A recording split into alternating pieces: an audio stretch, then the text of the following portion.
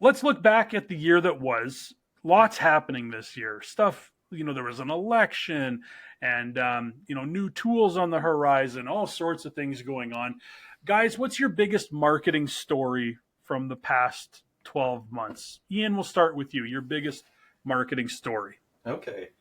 I was thinking about the year as a whole over the last 12 months, as he said, and my story actually goes back to the start of the year, back to February, and it was more of a marketing fail rather than a marketing story. It's Wonka Gate, which was back in February in Glasgow, Scotland.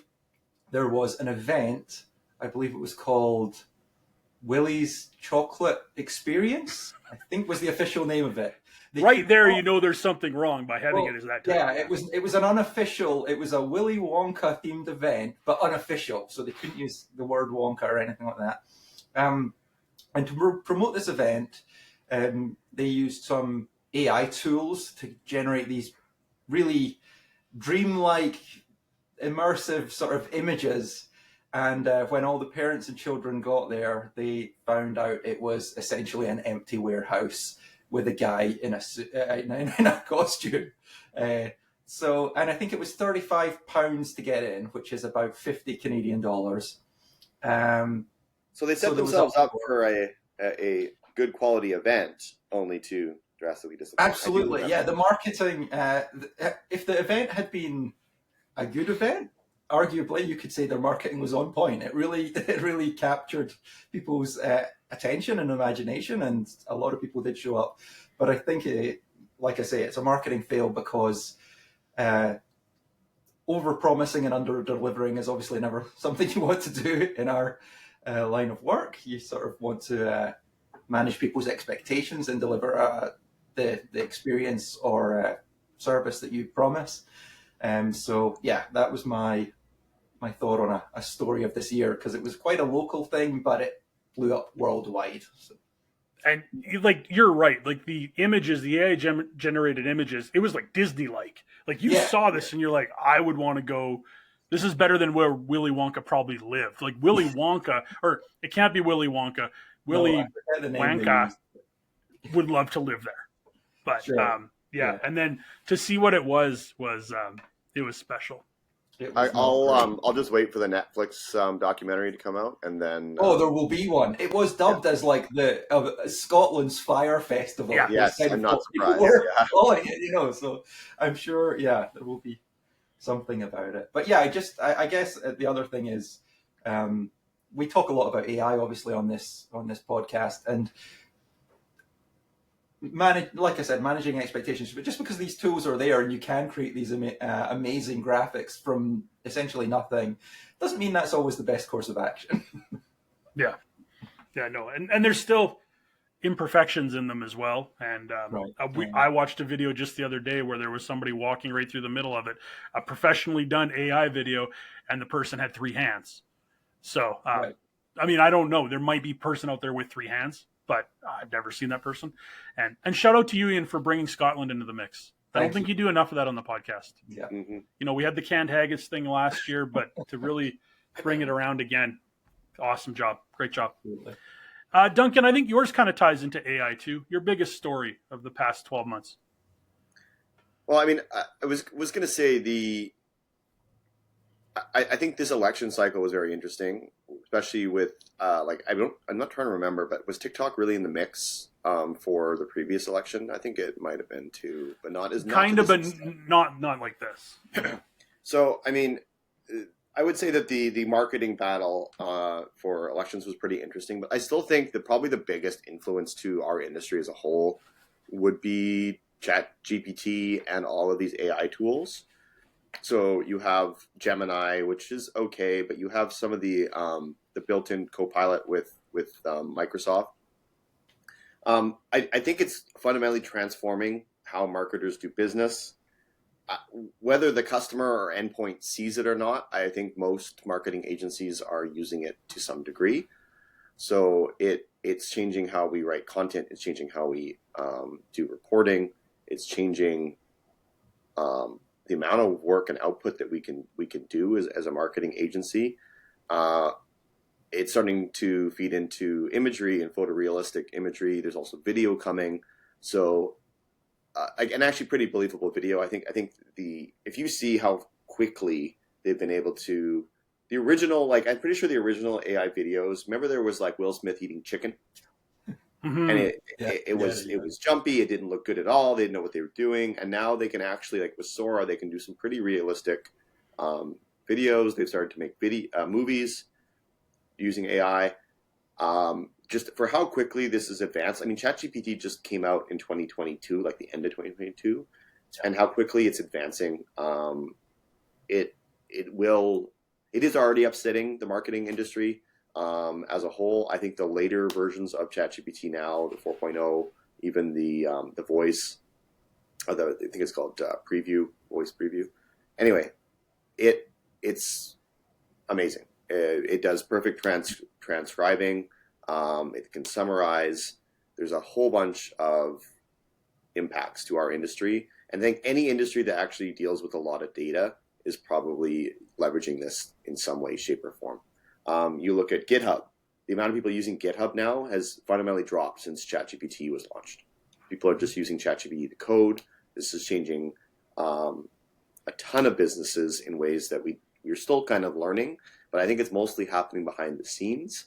And that's why, a lot of people don't think about it. It's just because they don't really see it happening. But I think in our industry, especially, it's really been a new pillar for changing the way that we do things. Absolutely. Mm-hmm. And some people will be like, "Oh, it's another tool in the tool belt," kind of thing. I hate that expression, by the way. I hate that. It's not just a tool, like you said. It's a pillar. It's like a legit. It's like fundamental. It's not a fun side piece. It's the big show. Quick roundtable before we move on. I'll share mine too. When you use something like ChatGPT, do you thank it after it gives you an answer? Sometimes. So like there's the one that you can do on your phone where you can just chat back and forth to it. I think it's the other thing. They made it sound pretty realistic. Like it's not like, remember, like I don't want to say it because it's probably going to go off, but the Google one that's in all of our homes, that one still sounds like a robot.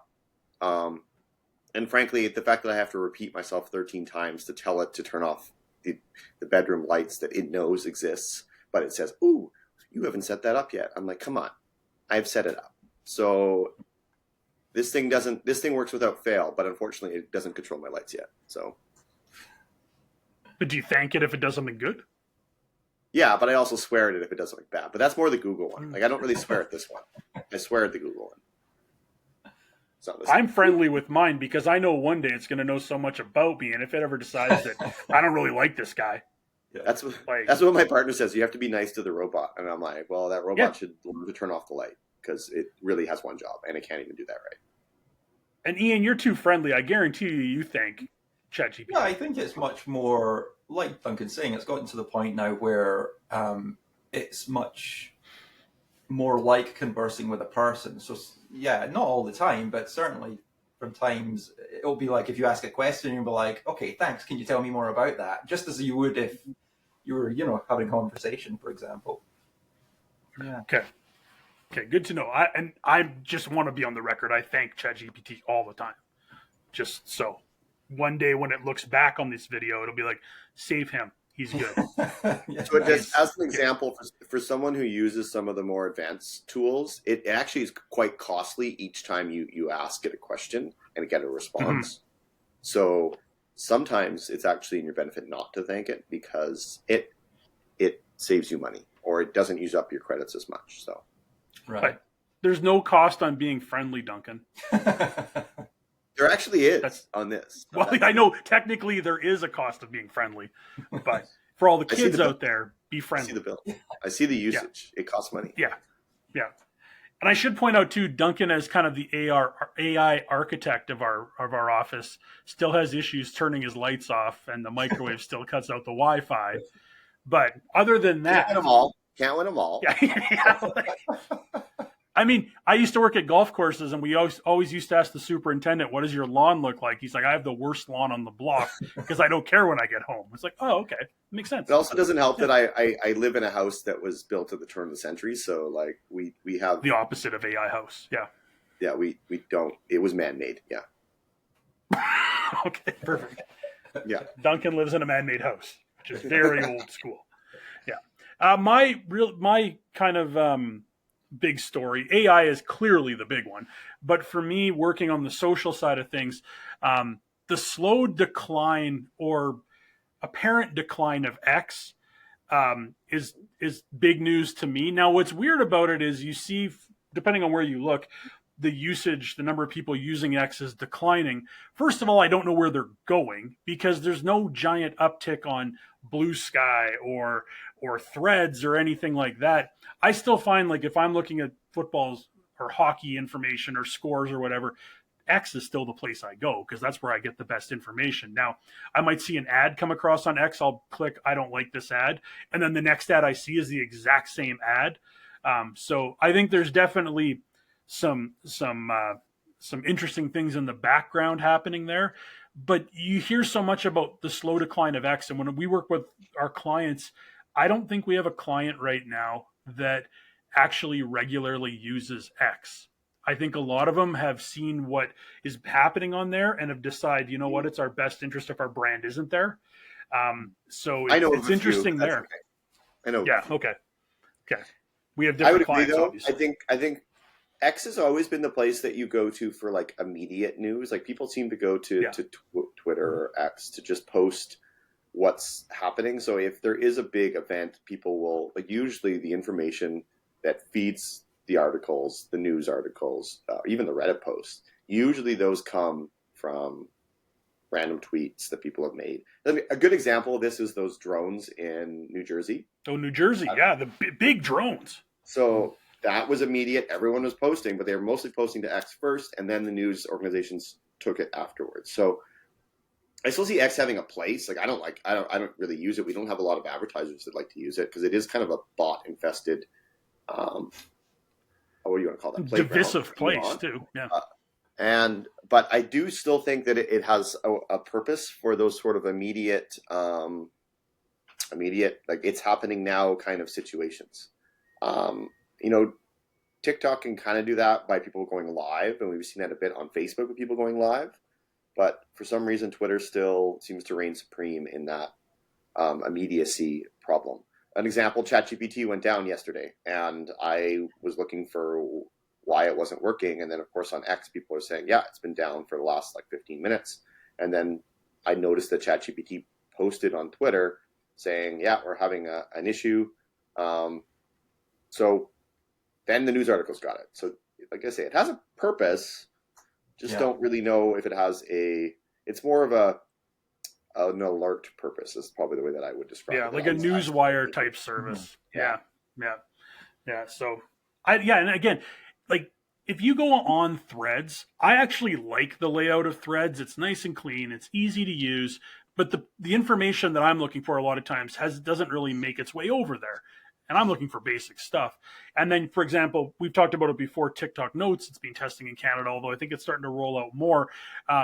It's more of an Instagram thing, so it's not a really good replacement. I have Blue Sky on my phone. I actually really like the layout of Blue Sky, but again, the user base is so small that you're not going to get everything you want that you would see over on X. So unless another competitor kind of really rises up, it's going to be there, whether people like it or not. So we shall see where it ends up. The login process is really rough too. I don't know what they're doing with that. It makes it hard. Every single time I click a link from Reddit that goes to X, it's like log in. It won't even show you the content anymore. Or you used to be able to see you can't even get a preview of it. Yeah. No, kind of stupid. And those drones, I think they're aliens. I'll just throw that out there. In New Jersey, I think a lot of people are on board with that. I'm on board. Well, I do find them odd having similar lights to our airplanes, that to me is a little sus. That seems man-made, but we'll see, or we won't. I don't know. Okay, well, cool. I think if you just had a big enough gun with a huge net, you just shoot it at one of these things and kind of like a fisherman, trap it. That's how they catch big fish, right?